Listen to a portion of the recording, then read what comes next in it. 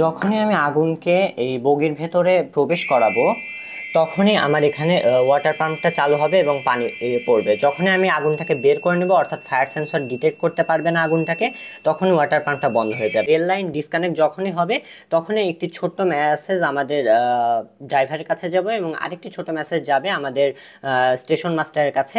এবং আরেকটি বিষয় হবে, সেটা হচ্ছে এরোপ্লেনে যেমন আমরা রাডারের মাধ্যমে দেখতে পাই সামনে কি ধরনের রাস্তা রয়েছে, আমাদের ট্রেনেও ঠিক রাডারের মাধ্যমে দেখা যাবে যে আসলে রেল লাইনটা কোথায় ডিসকানেক্ট হয়েছে। আমাদের যে সেন্সর এটা হচ্ছে আমাদের রেল লাইনের পাতে লাগানো থাকবে।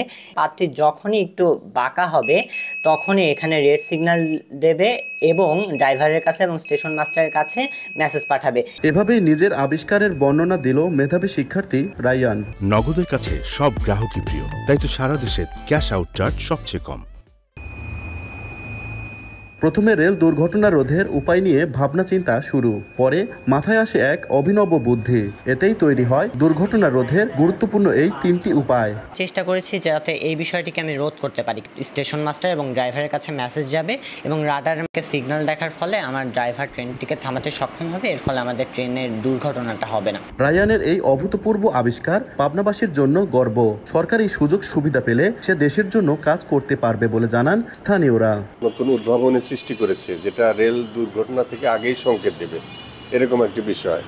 আসলে এটি এক্সপার্টরা যাতে যাচাই বাছাই করে যাতে এই তার মেধাকে কাজে লাগানো যায়। বাংলাদেশে রেলের দুর্ঘটনা ঘটে, সেখান থেকে মানুষ যেন রক্ষা পায়, সেফ হয়, সেটা সে তৈরি করেছে, অটোমেটিকলি কাজ করবে। ছোটবেলা থেকেই রায়ানের বিভিন্ন যন্ত্রাংশ নিয়ে খেলাধুলা করার অভ্যাস ছিল বলে জানান তার মা। অনেক সুন্দর একটা জিনিস তৈরি করছে, আমার কাছে পছন্দ হয়েছে। আমি আসলে ওকে বলিনি যে ও উপজেলায় নিয়ে যাবে, আমি যাব ওখানে।